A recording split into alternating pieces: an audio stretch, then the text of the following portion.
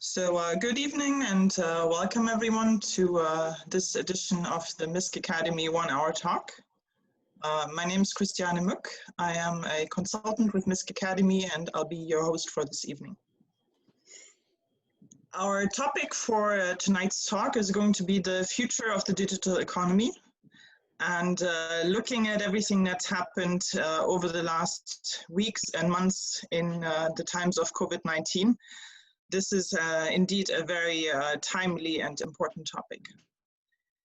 And we're very happy tonight to have a high-ranking panel with us, including Stephen McCallion from GE in Saudi, Andrew Williamson from Huawei in China, and Anurag Rana from Bloomberg in the United States. So this is one of the most global Misk Academy 1 hour talks, and we're very proud and happy to have you with us tonight. I would like to invite you to introduce yourselves.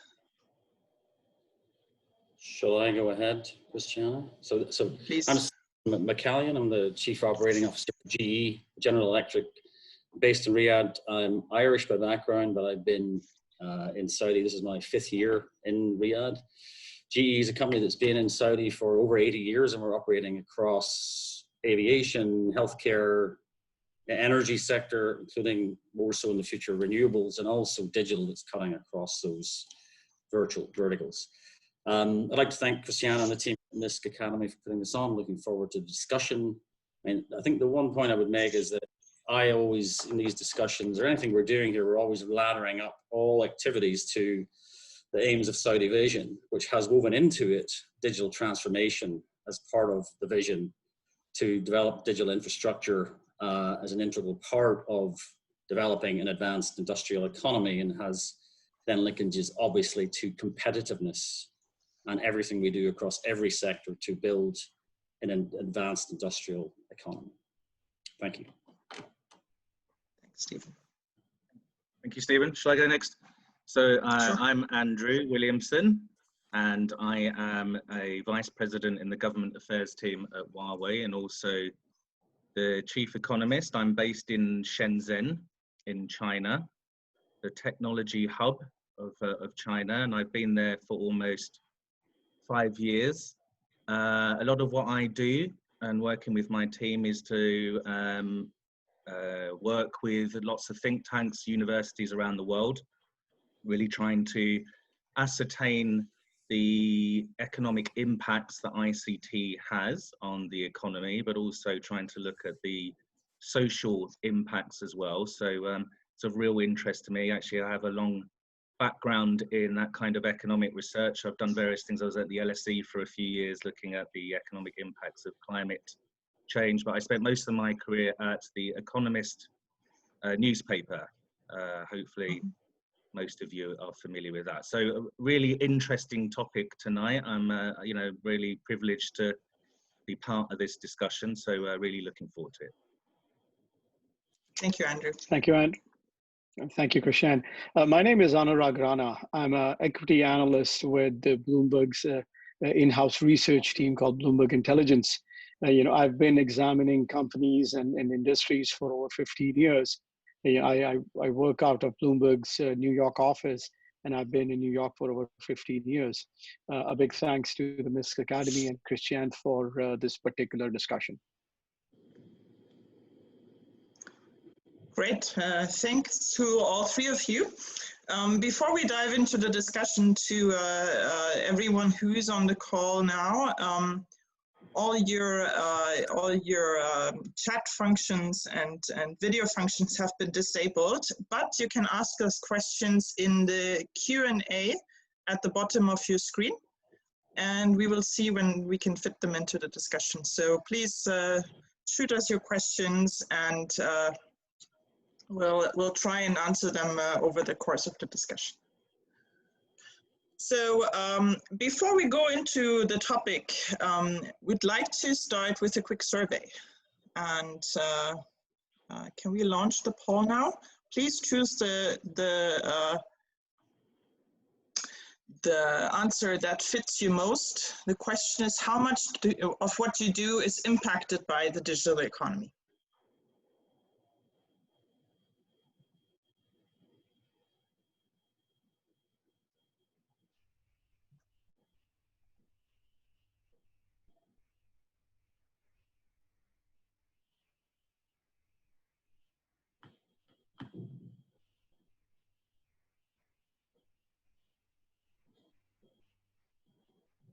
Okay, we'll keep this open for another 10-15 seconds, so if you haven't voted yet, please do so.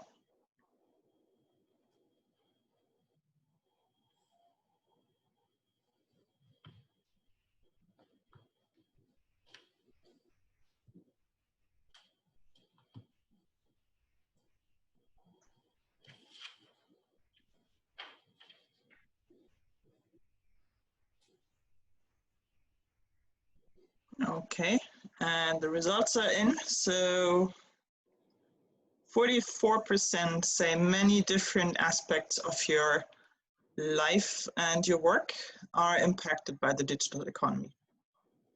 And another 30% say everything, which is, I think, quite impressive and which looks a bit different from what it would have looked like a few years ago. So let's close this and take this as an opportunity to dive right in. Maybe we can start with you, Anurag. Digital economy is something that many of our listeners seem to be impacted by and feel that is really important for their life and work. But what exactly is the digital economy, and how can we grasp it in terms of size, in terms of reach, and in terms of growth? Thanks, Christiane. So, the way we look at it, almost everything that we touch today or we're going to touch tomorrow will have a digital component to it. Now, whether that's governments, whether that's hospitals, whether that's media, whether it's the way we work, everything is going digital at a much faster pace today than it has been. So, I mean, the history of this is, we go back several years ago, we were stuck in a world of PCs and servers, and then, the smartphone came along. And right around the time when the smartphone came along, thanks to the late Steve Jobs, you also had Amazon launched its cloud services. So the combination of those two things, and the third one would be the internet, the trifecta of this really had a big impact on the way we do almost anything. So it started with consumerization, the way we shop, the way we, take a cab, the way we do things. But now it's, going into the enterprise world in a much faster pace. So the whole concept of digital transformation has been, going around for, I would say, over a decade or 15 years. But over the last few months, we have seen a massive acceleration in this. And, our thesis is that it's only going to get, much faster from here. I'll just quote one thing that we heard from Microsoft's CEO, that basically he said when, they reported their results a few months ago, they said, a couple of months ago, they said, he said that 2 years of digital transformation in 2 years. So think about the pace at which we are moving. And I think, the size of this is pretty much the global economy at this point. Yeah.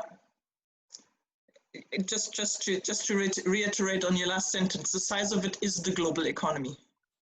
Yeah, it's very difficult to pinpoint and say that it's 1% or 2% or 3%. I mean, if for example, right, e-commerce is just in the US, it's only currently about 10 or 11% of retail spending. But there is no reason that number cannot be 25%, 50%, 60%. It's just a matter of how long, for us to get there. Yeah, clear and a bit scary, to be honest, looking at the rate of change. So Andrew, you started describing your long background in economics, and you're certainly in one of the most interesting markets in the world, in China. Looking as an economist at what is called a digital economy, like how do you make sense of it? What makes it special? why is this moving so much and so quickly right now? So I think Anurag did a really good job of describing it. I think what's really interesting though is that this kind of long wave of evolution of the ICT economy, and the OECD has done a good job of describing it. And essentially, we're looking at a kind of a multi-decadal evolution. And they talk about, initially we had something called the core digital aspects of the industry, the ICT industry, and that talks about the kind of manufacturing of chips, early PCs, early operating software. That kind of takes us from the mid-70s through to the 80s. Then we start seeing the burgeoning digital economy, so kind of, the first internet. I'm certainly old enough to remember that, doing dial-up, and suddenly, you were connected. Things like the Federal Reserve was starting to release data on this thing called the internet. And they had, I remember, 8 indicators, and all the economists around the world were writing this down. So that was kind of like the knowledge economy was starting. But what's really happening now is what's called digitalization. And what's really exciting for a lot of economists is that we've seen these long waves of evolution happen before. And it happens when a technology, and there have been very few in history, I think there's about 23 recognized, is called a general purpose technology. And we seem to be at that inflection point in history where we have a bunch of technologies coming through at a similar time. So things like 5G, cloud computing, machine learning, big data, Internet of Things. Everyone's getting very excited because, as I say, they look like general purpose technologies. They follow this long wave. And the difference is that they don't create an industry, the digital economy. They impact everything. That's a general purpose technology. It impacts everything that we do, every aspect of the economy. As I say, it's very rare, but it looks very promising over this decade that these are all coming to fruition, which means that if you're a young person today, you may be going through a very important moment in history to capture this opportunity. So I think that's the really exciting bit, and which of these technologies are truly general purpose technologies. Fantastic, yeah, and it sounds a bit like a perfect storm coming from the hardware and the software side, but certainly also from the consumer interest to move online on a lot of topics. Now that was kind of the general answer of the Economist. Now looking at Huawei as a company that comes from an ICT background, is that an advantage, or how much of an advantage is this right now that you come from technology? You're born tech. You might not be born online, but some of these changes and trends probably are easier to capture if you come from the technology world. I think that's right, but it's an incredibly competitive sector, and you have to look over time to see how these sudden new entrants have arrived. Facebook was unknown essentially 15 years ago, maybe even less. So giants have been created with every kind of wave of connectivity technology. Uber as well is impossible without 4G and smartphones. So as a company, Huawei's actually been around for 33 years, and where we are as a company is that I described that kind of evolution. We have hit every kind of part of that evolution, and we have to be part of that. So we moved into cloud computing a few years back, part of that kind of digital economy. Now it's all about digitalization, much more than that.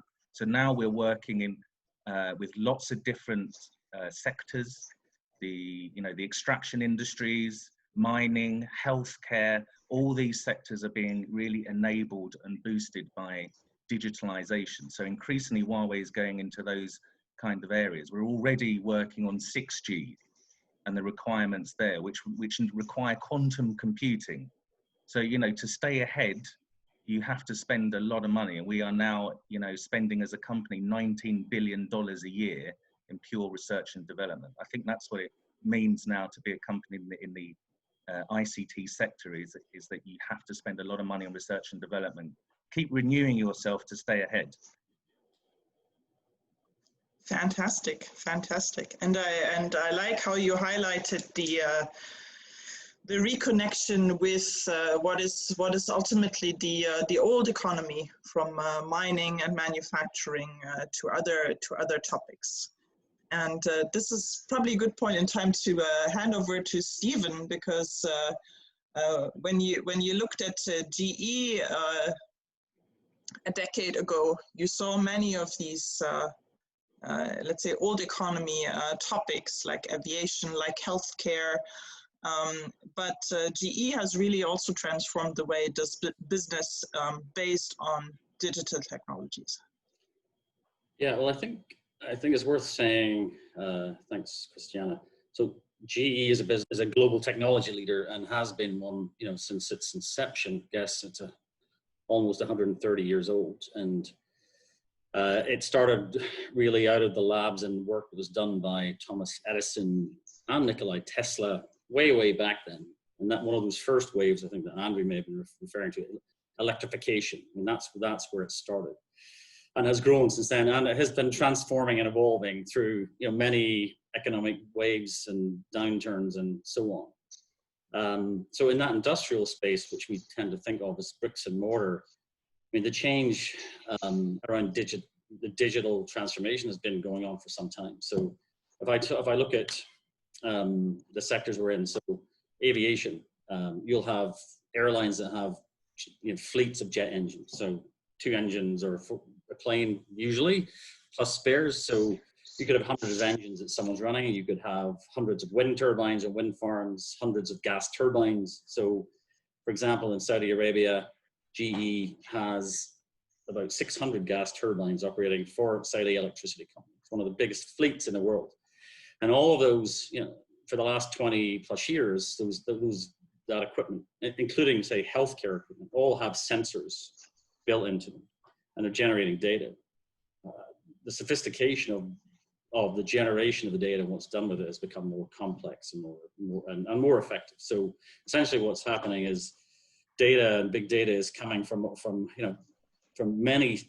across that fleet at many points. It's then analyzed in what's described as industrial apps, kind of like apps on your smartphone, only at an industrial level, sitting on a cloud somewhere, and then that will generate insights and trends that will allow management to make better decisions to run that fleet, or will automate decisions. And it's about optimizing those assets. Those assets then are worth billions or tens of billions of dollars. So if you can, let's say, do preemptive maintenance, take an asset offline before it breaks down, because the data is telling you it may do that based on all historical data, or just calibrate, let's say, the turning of the blades on a wind farm to maximize the wind, for example. All of that, the small changes will optimize those assets. And if when the cost is billions of dollars and operating costs are billions of dollars, 1% and 2% make a big difference. And if you can then do that in several places across that fleet and add those 1 and 2 percentage points up and get 10 or 20 or 30%, that's a huge difference. And that's the power of digital at the industrial level. And actually, a lot of those assets are things that operate in the background that most people take for granted. You only really notice when something goes wrong, like there's a blackout or something along those lines. So that's where we're operating, not only, but it's very, very powerful at that level. And it seems to be impacting at all levels and kind of along the whole value chain of whatever you're doing. Indeed. Now, I was looking into the questions that were starting to come in, and obviously Corona is a big topic. And Anurag, you and your team have recently published a report which starts with the following sentence. The drive to digital is at hyper speed, and COVID may be the spark that makes the trend irreversible. So wherever we're going now, there's no going back. Yeah, it's, I mean, that's the whole point of it. And, what Stephen mentioned is, enterprises are now moving in that direction where consumers have been for a very long period of time, but there are late adopters even in consumers. So, the way we think about it, we have heard about cloud computing for close to 20 years now. I mean, even more than 20 years. But if you were to look at it, cloud computing in total is just about $200 billion in spending, while the global tech spending is somewhere north of $1.5 trillion. So it's not even 20% penetrated right now. But what we think is going to happen going forward, people will shift their product line, supply chain management, finance applications, HR applications, sales applications, all to the cloud at a much faster rate what they have done before. Because imagine, I mean, can you think about ever having a physical phone in your office anymore? I mean, that's really one of the things that you have to think about it. The platform we're using right now to do this interaction is where the future is. Now, consumers have been using FaceTime for a very long period of time, but this was never an avenue for us to do regular business, even last year. So there are certain categories that we have already seen an accelerated spend, whether it's unified communications, whether it's collaboration tools such as Microsoft Teams or Slack, or it's commerce software. But there are so many other categories that slowly and slowly we're going to see companies, when things go back to normal, and say, I don't want to ever get back stuck in a situation where I have to worry about a giant on-premise architecture. I want it to be agile in cloud, but at the same time, from regulatory reasons, government reasons, I would still have some stuff on the premises. So, I'm not saying everything moves to the cloud, but there will be a good, healthy mix of, an on-premise and a cloud architecture. And, in a report, we go through several scenarios, from payments to e-commerce to groceries, where things are going to be irreversible. Yeah. How does that reflect for your situations, Andrew and Stephen, also both geographically and in terms of your companies? What happened due to Corona, and will it be an irreversible trend?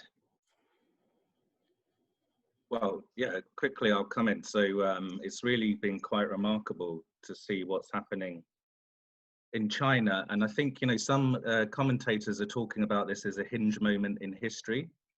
And Anurag mentioned Nadala's quote of 2 years worth of digital transformation in 2 months, I think. So the whole sector has been quite extraordinary. We've seen that in the stock market prices, but maybe we'll come to this more, but I think this is an important moment in history, and it's an astonishing period of opportunity, because effectively some industries are pressing a reset button. If you think of kind of, traditional restaurants, retail sectors, real estate, all these, you see this kind of burst of entrepreneurism in China, and especially Shenzhen, where they're now using virtual reality to take people around apartments, to take them for viewings, for purchases, or the explosion of these companies like Maitu that can deliver food.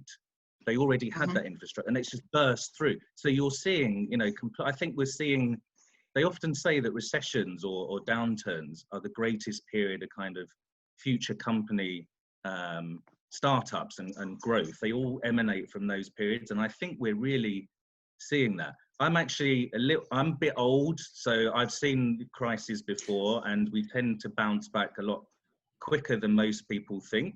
Humans have very short memories.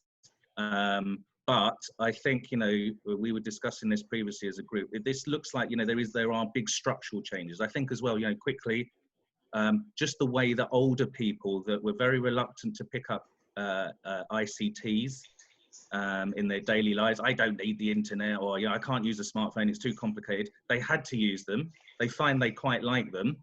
And that's a big transformation. You kind of got these silver surfers coming through as well. So I think, amazing amount of disruption that's happened in a very short period of time, and it is going to change things.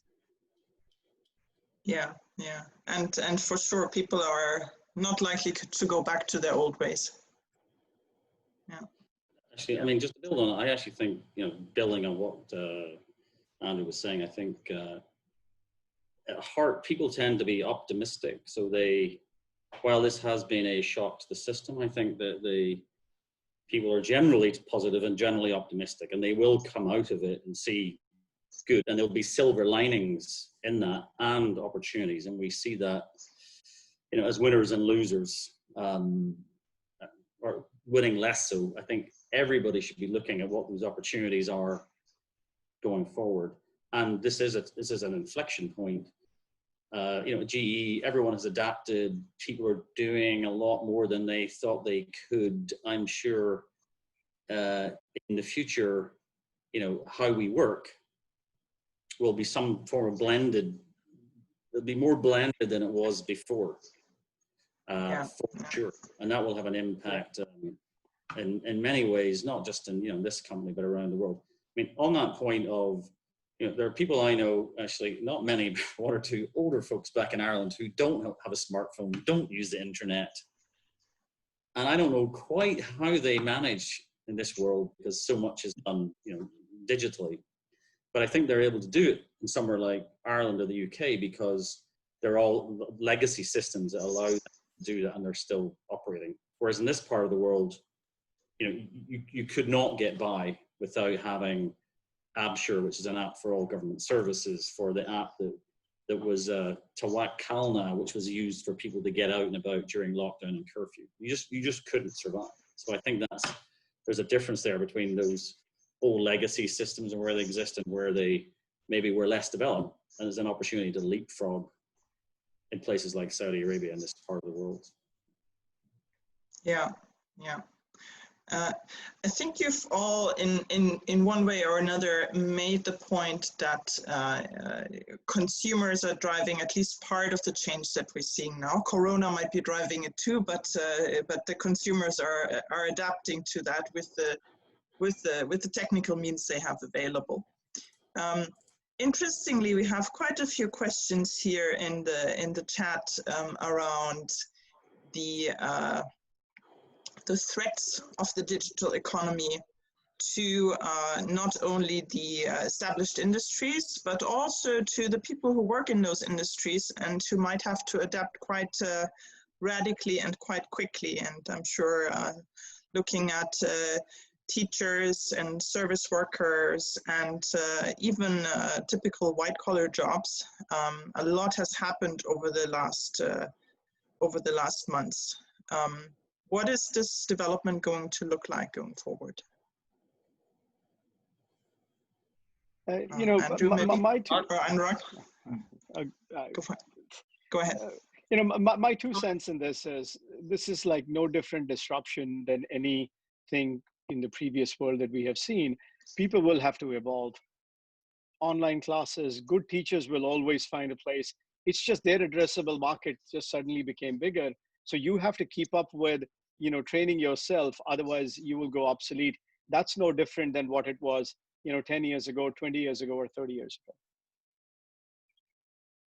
I just Sorry, go ahead, I just wanted to add, I just wanted to add, because it's a particular question that interests me. We actually did some research at the London School of Economics about this, because I actually got a little bit annoyed a couple of years ago from studies by Oxford Martin School, Oxford University, and McKinsey, which I thought were a little bit irresponsible, that talked about 40% of jobs could be replaced within 10 years. And I think McKinsey said 800 million jobs would be destroyed by 2030. And I think it just creates a lot of societal anxiety when the methodologies are actually a little bit questionable, because they were talking about, a surgeon can be replaced by a robot. Well, okay.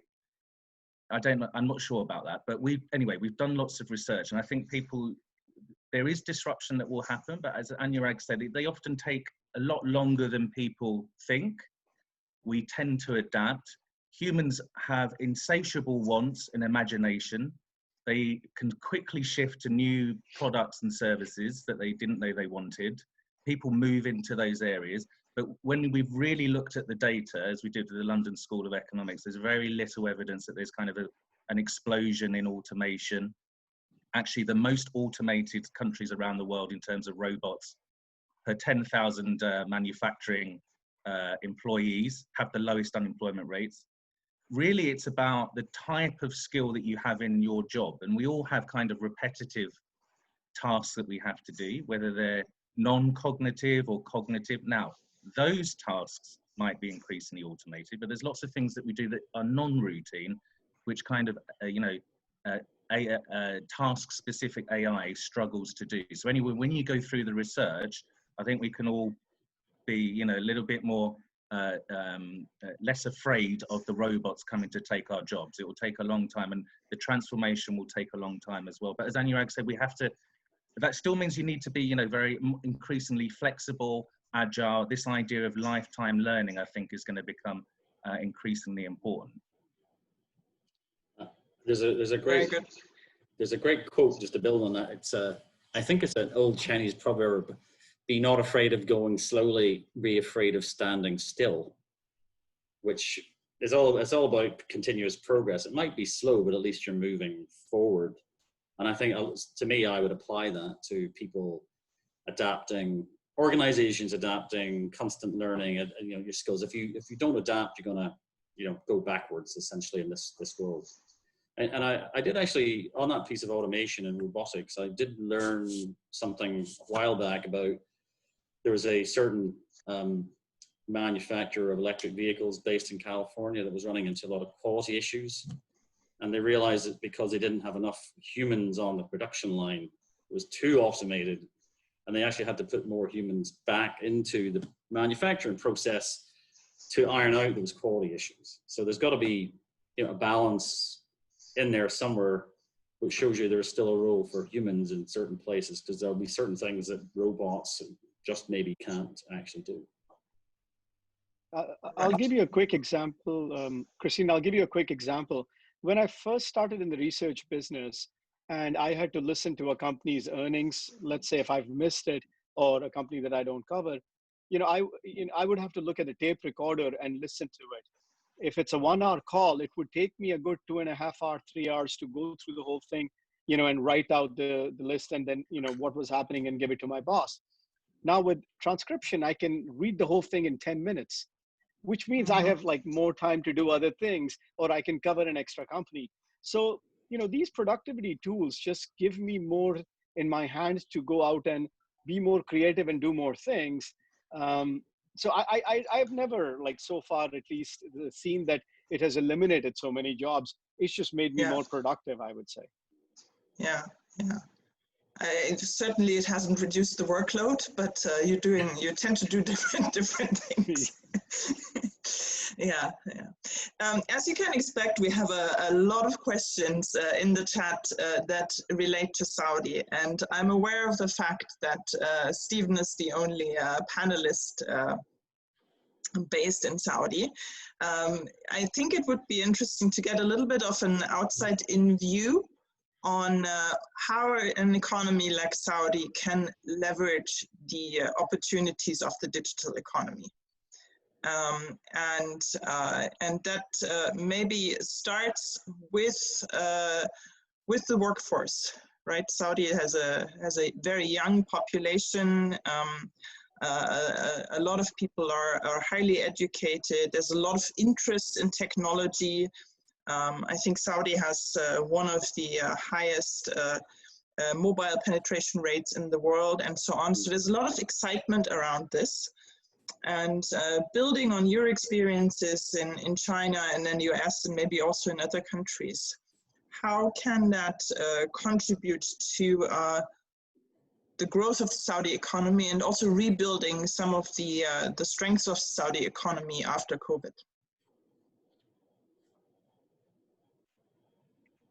Do you want me to go ahead? So I mean, sure. I can hazard some advice over here that one of the most important things would be to make sure you learn coding. I mean, it's just almost everybody that I've come across, almost everyone we hire now has to learn coding. Stephen mentioned big data. So, anything in one of those languages, learn how to write applications, because frankly, that without that, it's going to be very difficult to find jobs, over the next several years. So I would say that would be the first thing. If you're starting a business, think about using a, cloud-based product, because not only the cost is low, but it has high productivity. It has, you get features very quickly added. So, I mean, I would say that, emerging countries are at an advantage right now that they don't have the baggage of legacy technology behind them, and they can quickly move from, going from just a thought process or an inception to execution in much smaller time and with much lower capital than anybody in the past that, that needed to go out and create a business. Yeah. Interesting. Yeah. Andrew, what's your view on that? Well, I think at Huawei, we think that it's not enough to have connectivity. I mean, I think there's a bigger role for government to play here and other stakeholders, but essentially get the infrastructure in place. As Anurag said, then skills are really important. We have these three pillars. Essentially, it's the infrastructure and the hardware, the capabilities there. Then you have to think about applications. If we think about the kind of the global internet ecosystem, the app ecosystem, it's almost horribly dominated by English language apps, okay? And they are very much kind of suited to an urban Western environment, or Chinese. You have those kind of two mega ecosystems. So the applications, really to get them to become useful, there has to be this kind of globalization where they can be applied anywhere, but they have to have a local flavor. And actually, when you look at the big internet giants or companies like Uber, where there has been a presence locally that tailors itself to local needs and cultures, they tend to be very successful at pushing back at those types of companies. So I think kind of building the skills and the companies, the startups, to support them in terms of, creating local service hubs is really important. And then of course it's the skills. There's no doubt in the future, you have to understand the technology. I talked about, it's rapidly evolving, those general purpose technologies. You've got to keep on top of that, because if you don't understand the underlying technologies, you don't see the business opportunities. And I mentioned before, Uber was an idea that was waiting for 4G and the smartphone. It just wouldn't have happened. And there are so many things that are happening now that we don't know what they're going to be, essentially. It's very hard, obviously, to predict the future. I know that as an economist, it's impossible. But so, if you don't understand the technologies, if you can't code, if you're not part of that ecosystem, you can't see the opportunities. So it's really the infrastructure, the applications with a local flavor, and then those kind of, really important skills. Mm-hmm. If I might just jump into your first point a little bit more deeply. You mentioned infrastructure and kind of the conducive regulatory environment. But at the same time, we're looking at cloud services and so on that are basically ubiquitous. So what are we looking at when we're looking at this type of infrastructure? What's important there, and what would a country like Saudi have to look out for? I think big decisions need to be made about the extent that you use. I think digital sovereignty is becoming a big discussion point, essentially. There has to be this kind of trade-off between using the big internet giants who produce fantastic products and services. That's why they, the three main ones, Amazon, Microsoft, and Google, essentially hold and manage 60% of the world's corporate data. It's an astonishing figure. So I think you need to think about, the extent that you operate. Europe now is looking at Gaia X as a kind of, rival indigenous cloud computing infrastructure. But you really need to think about, if you're going to capture the first mover advantage in terms of, the overall infrastructure, has to be 5G, has to be quick 5G rollout, support the ecosystem, cloud computing, obviously, and then learning from others. I think the best policy seems to be one of this experimentation. Don't necessarily go massive. What they do in China is really interesting. They choose specific industries, different provinces, and they test different technologies. And they keep doing that until they find the one that works. Yeah, and that then wins in the market. And then it wins in the market. It's successful in that market, and then they start exporting the ideas. So sometimes it's good to have a kind of overriding national plan for this type of thing, but also be mindful of trying to, you know, think about experimentation and supporting those, and not be afraid of failing. You know, failing is obviously, you know, can be very instructive as well. Yeah. Can I, Thank you. Christiane, just build on that, because I think some of the things that my colleague said it is just useful building on what's actually been happening here. So back to Saudi Vision, which was articulated, say, 4 years ago. What they talked about in there, again, was digital transformation and the creation of a national committee for digital transformation, which indeed has been set up in 2017. And that's got 11 of the key ministries involved, and it's chaired by His Excellency, who's the Minister of Communications and IT, and vice chair is actually His Excellency, the Minister of Health. And they are developing a strategy with the aim of Saudi being a top 20 leading digital nation by 2030. So that national plan and things you referenced, Andrew, is well underway. And that's underpinned by an organization called I think it's the National Digital Transformation Unit, NDU, which is really the execution arm of that and is leading and accelerating all the work that's going on with a plan to, basically there'll be no part of the entire economy or society or sort of national sort of pillars that will be untouched. So that strategy is all encompassing, including new industries that are being created, like tourism and entertainment and sports and so on, the sort of the NEOMs, the Giga project and all these things as well. So there's a very well thought through pillars and work that's gone on. And earlier this year, there was the strategy for this was actually approved to move all this forward.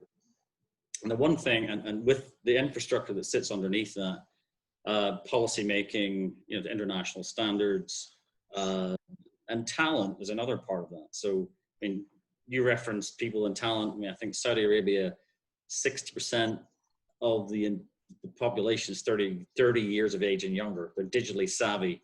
They're hungry for this.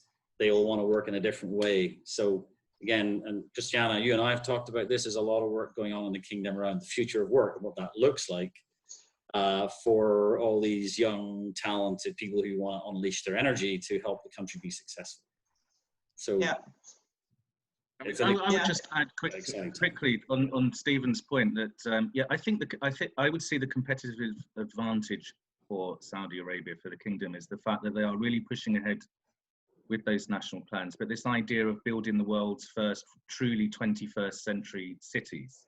And there's a great example of what was happening in Toronto with Alphabet, who were basically putting in all the technology and then seeing what happened, okay? Whereas Barcelona, as a smart city project, is I think much better. What they did is that they asked the citizens, how can technology help you? They did a bottom-up approach, and it's taken longer, but it's looking much more successful. So Saudi Arabia, with new cities like NEOM, if they can really start pushing kind of smart city applications, do the experimentation, find out what works, what doesn't work, then if they take a first mover advantage, they can then export those kind of ideas and successful stories to the rest of the world as the rest of the world does catch up. Because Europe and the West is at a disadvantage here. We can't retrofit cities like London or New York as easily as building a 21st century city from scratch. So that's where I see the real opportunity for Saudi Arabia. Yeah, and that goes back to the concept that was brought up earlier around leapfrogging and really catching some of these new trends without going through the painful evolution. You jump from A to C without going through B. So that's a great opportunity.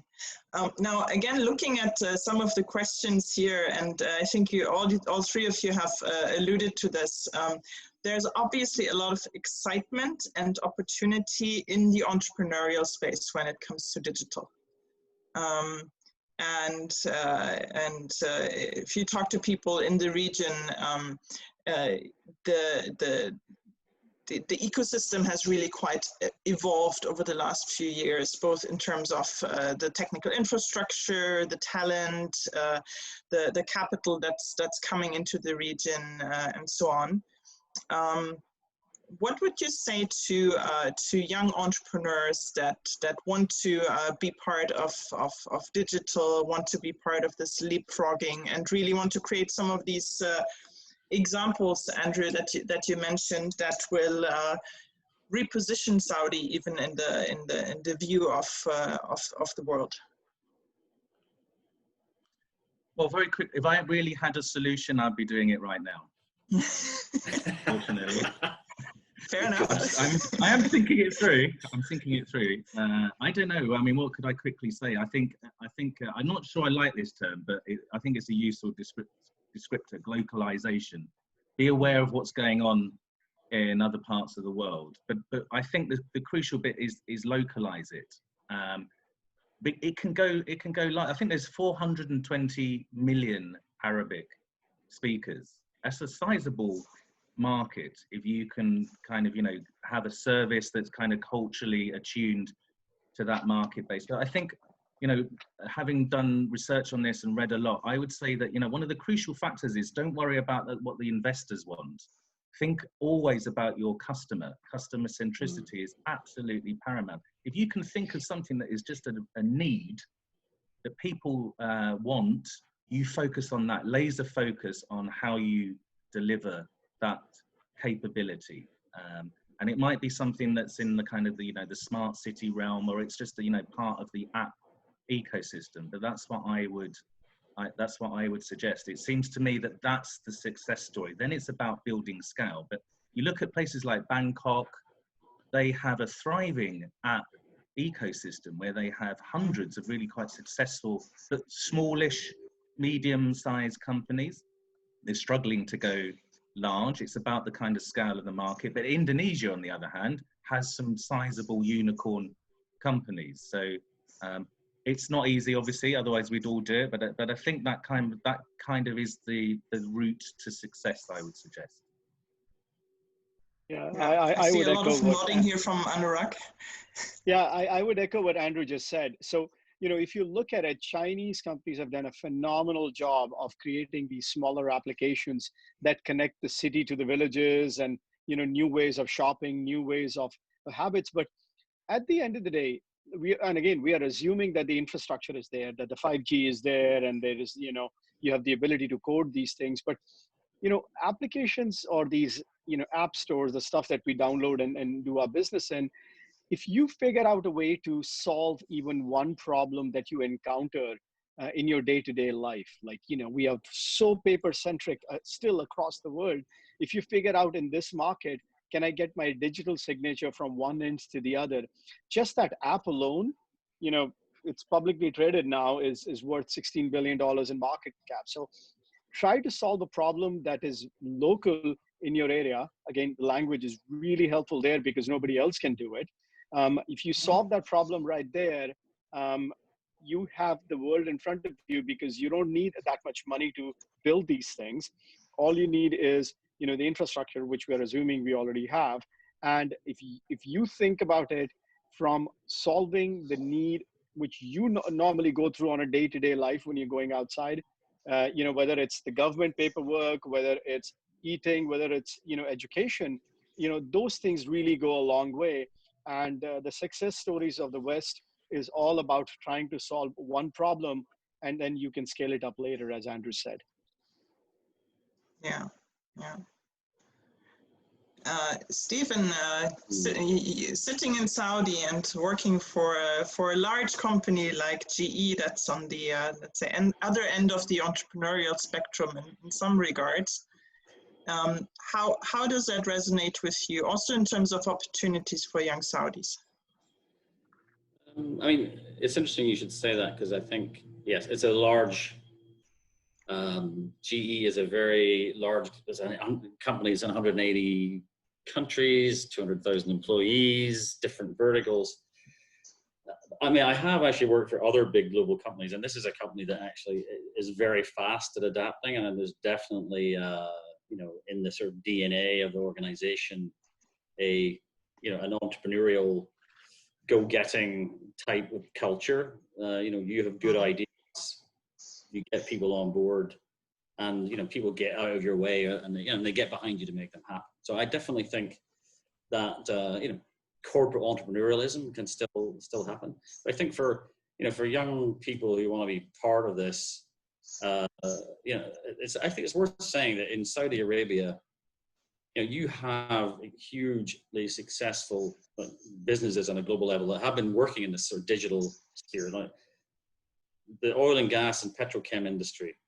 I mean, Saudi Arabia is the lowest cost producer of these products in the world, and they are heavily digitized, you know, and cyber is part of that as well. The healthcare sector, there are things going on here in the healthcare sector that are not happening anywhere else, like really in the world, that, you know, GE and other partners are involved in.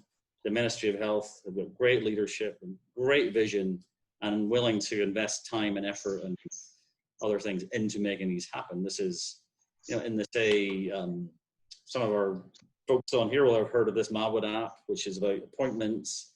There was work done, you know, during COVID to develop COVID-19 assessment software and build it in, and then hundreds of thousands of uses. Information systems. So we used to go and get an X-ray and carry it around, and now it's all, you know, instantly available anywhere. All that is digital enablement and ecosystem around, you know, helping people with incubators, entrepreneurial spaces, venture capital coming in, great support. I think if anyone's interested, and the National Digital Transformation Unit, NDU, I mean, they are there to help anyone who's interested to get involved and find ways to, to get involved and learn, take courses, get placements, internships, jobs, whatever it might be. And I think it's, the whole world will be digital, and you get left behind if you're not part of it. And I think, if you don't realize it or not, we all are. You know, by dint of the fact that someone is joining this, they're already part of the digital economy, whether they realize it or not. True. We wouldn't be here without digital across continents. Maybe to give this a little bit of a different spin, there's a lot of talk, and there was a lot of talk in the context of Corona around digital inclusion.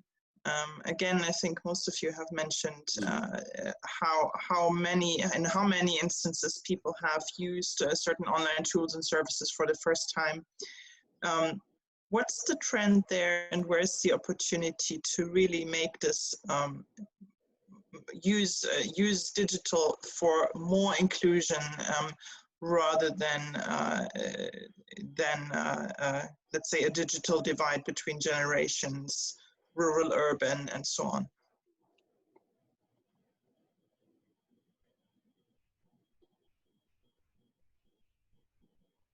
Any views? My gut feel is that media is an area which, irrespective of the age or the, bias, where, my parents love watching movies, and they have become so apt in, figuring out how to share, digital media across different channels. I think that is one area where we have seen one of the most progressive digital transformation, as well as disruption of the old TV model or the old movies, just because it doesn't matter how old you are, it doesn't matter how savvy you are in terms of your computer skills, but everybody is using these channels to share what they think.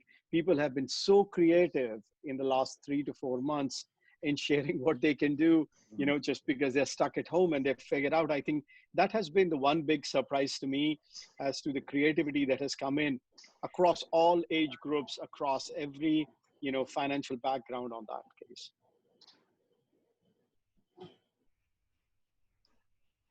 Yeah, I mean, I would quickly add, I think disruption isn't easy, and actually it's come to light that, it's not been, some people can't work at home, and, that's caused lots of hardship, and it's actually accentuated a lot of kind of issues in society. But where the technology is essentially benign in terms of its use. It's not evil, it's not all good, but you've got to apply it. And I think it's been really interesting around the world. I was talking about the kind of, that burst of entrepreneurialism in China. Lots of restaurants I hear in London just closed because of, they can't have customers. But other restaurants became, what do I do about this? And they brought all the kitchen staff in, and they started prepping meals for delivery. Okay, so that keeps a lot of your staff going, and it's quite straightforward. You have to use a platform, unfortunately, but some others are building the websites quickly. That's an example. Real estate, I mentioned before, use VR, take people around. People love the novelty of doing that, and you're seeing that increasingly used in China. So, maybe there's a role for lots of stakeholders in society to think better about the application of these technologies to help people.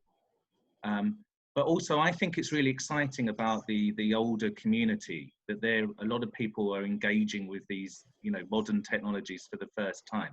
But they still need lots of help and assistance. And if you can think through, they've had a taste, then it doesn't, no one is, it doesn't terrify them anymore to use these technologies. Think about, how to encourage them to use them more. Okay, it could be that they need simplified apps or something like that. There is a huge amount of opportunity here to try and bridge that divide. But it's not a salve for all social problems. I think we're fully aware of that. But the application can help with a lot of problems, more than people think, I think.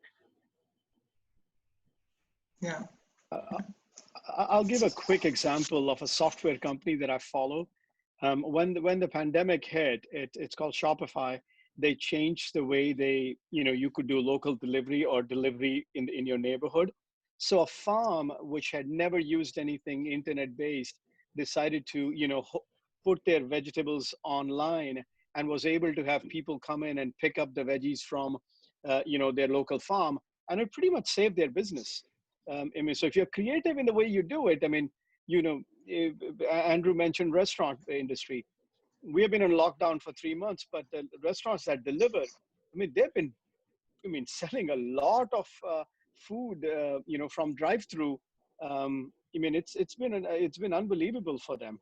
So it really depends how you're going to use technology to evolve. Yeah, and to jump at the opportunity when it presents itself in the current circumstance. So I'm aware that we're approaching the 1 hour mark in our discussion. I would like to close with asking each of you to complete one sentence as kind of an inspirational outlook for our listeners. And I would like to start with you, Anurag. By the year 2030, the main driver of the digital economy will be? A combination of COVID and 5G.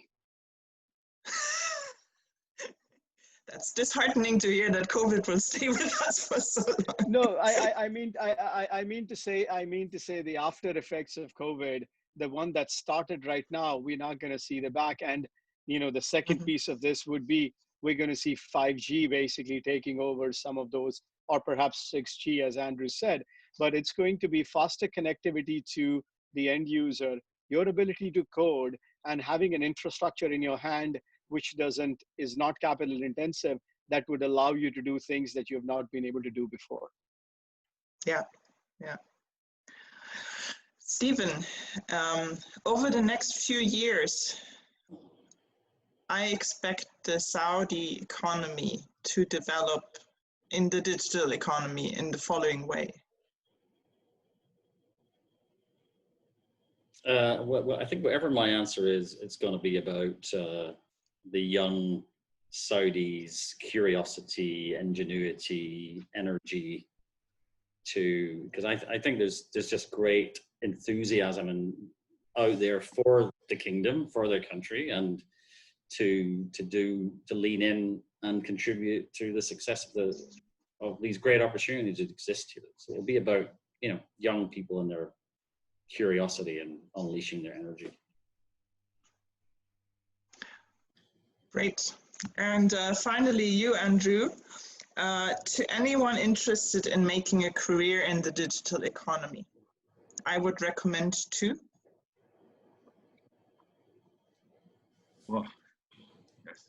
Well, I think we picked up on a lot of these points today. I think you need to have, you know, real curiosity. You need to be very flexible, very adaptable. You need to be aware of those mega trends, like I said. Think of the enabling technologies, the general purpose technologies. But it seems most importantly, you've got to be laser focused on a solution that makes people's lives better. And as I said, you know, I would really encourage you. I think this is a really an important moment in history, a hinge moment. And I think the reset button is being, a reset button is being pressed.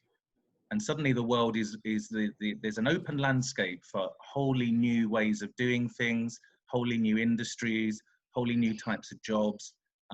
Everyone is starting from scratch. And so there's a real opportunity for young people around the world to think through what those are, make them a bit local, cultural, don't have to fit the kind of Western dynamic or Chinese ecosystem, and just do it. That's what I would recommend. And if you've got a really good idea, get in touch with me. Excellent. I like your pitch. Very good. I think it would be really interesting if we could look into the future and see what we exactly would be talking about on the topic in 2-3 years from now. For sure, we would see a lot of new solutions, new companies, and maybe we wouldn't even be using Zoom anymore, but something else. Who knows? I would like to thank the three of you for your contributions tonight. Thank you very much. Thank you. Thank you. I would like to thank our listeners for tonight. Thank you for the questions. I know we only answered a fraction of them, but that's the format. And join us next time again. And I wish you a good evening. Thank you. Thank you. Thank you. Good night. Thank you. Thanks. Good night.